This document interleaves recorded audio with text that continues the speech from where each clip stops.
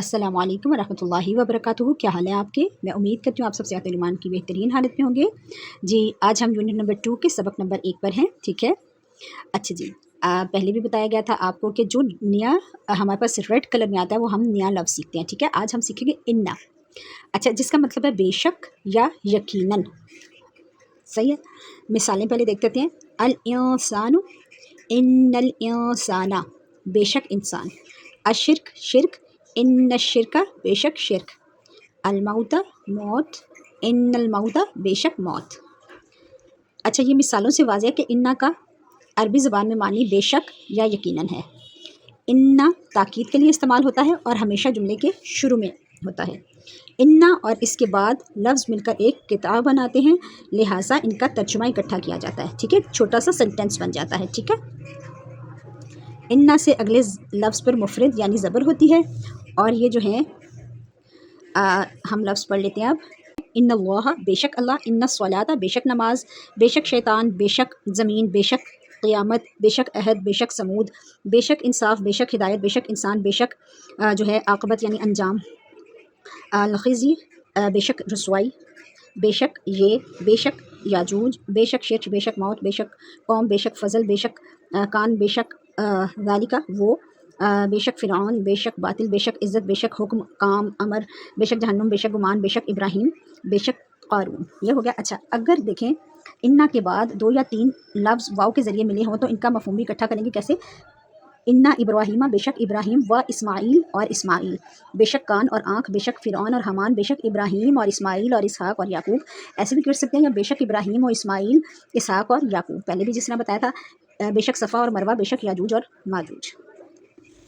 अच्छा, अब हम देखते हैं, ये आप खुद से करेंगे। एक मैं बता देती हूँ। इन्ना हाज़ा अदुव्वुन, बेशक ये दुश्मन है, बेशक अल्लाह कादिर है, बेशक अल्लाह सुनने वाला और देखने वाला है। ठीक है, बाकी जो है वो आपने खुद से करना है।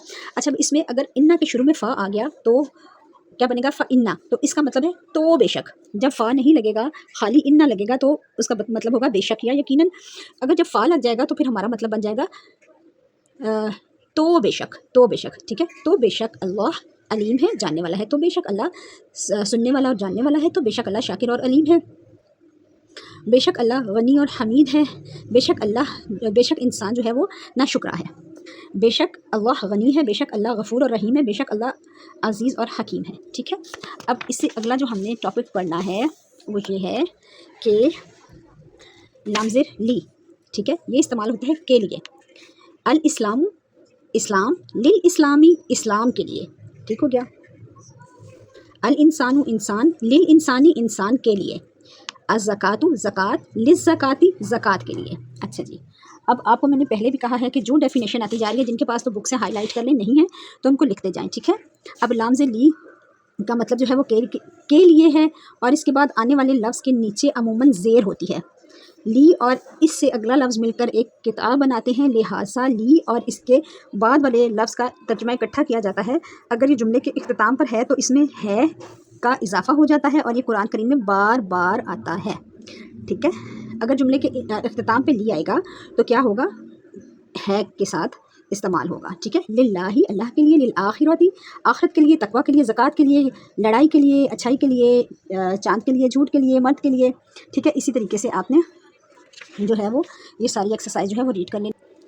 अच्छा, ये मिसालें हमने देखी। अब इसके नेक्स्ट जो है लिखा है, अगर लामज़िर ली के बाद अल के बग़ैर लफ्ज़ हो। यहाँ पर तो लामज़िर ली के बाद अल आया ना।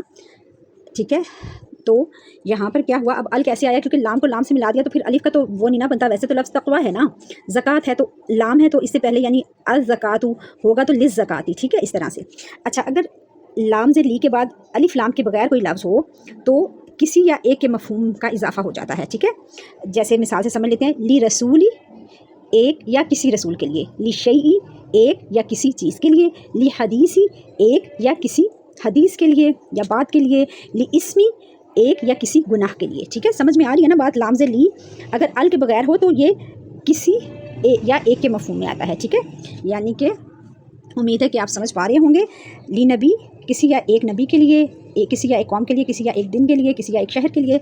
इसी तरीके से आपने ये मुकम्मल कर लेना है। अब ये वाला जो है वो आपने ख़ुद से इसको करना है। یعنی دیکھیں الحمدللہ تعریف اللہ کے لیے ہے، ٹھیک ہے، الدین دین اللہ کے لیے ہے، بادشاہی اللہ کے لیے ہے، یہ اللہ کے لیے ہے، ٹھیک ہے نا.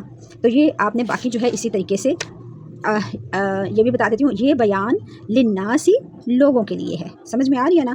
اسی طریقے سے آپ نے سارے کرنے ہیں. اچھا جی، یہ آج کا ٹاپک تھا. اچھا ایک اور یہاں پہ اس کا یہ چھوٹا سا پارٹ رہ گیا ہے. اچھا للہ کی شروع میں اگر فا آ جائے تو اس کا مطلب ہے تو اللہ کے لیے، ٹھیک ہے، تو اللہ کے لیے. جیسے ہم نے پچھلے میں پڑھا تھا نا، فا آ جائے تو فَإِنَّا تو کے لیے آ جاتا ہے. تو پھر اگر فَلِلَّهِ للہ کے شروع میں فا آ جائے تو اس کا مطلب ہے تو اللہ ہی کے لیے. فَلِلَّهِ عزتی تو اللہ ہی کے لیے عزت ہے. فَلِلَّهِ مَكَرُ تو اللہ ہی کے لیے تدبیر ہے، تو اللہ ہی کے لیے حمد ہے، ٹھیک ہے، اور اللہ ہی کے لیے دلیل ہے. فَلِلَّهِ الْمَكَرُ جَمِيعًا اور تمام تدبیریں اور چالیں اللہ ہی کے لیے. فَلِلَّهِ آخرت والأولی اور آخرت اور دنیا اللہ ہی کے لیے، ٹھیک ہے. تو یہ ہے آپ کا، اور آج کا لیسن 2 سبق ہم نے پڑھ لیے ہیں، اور پھر جو آپ لوگوں کو دیا جائے گا آپ نے وہ سنانا ہے، ٹھیک ہے.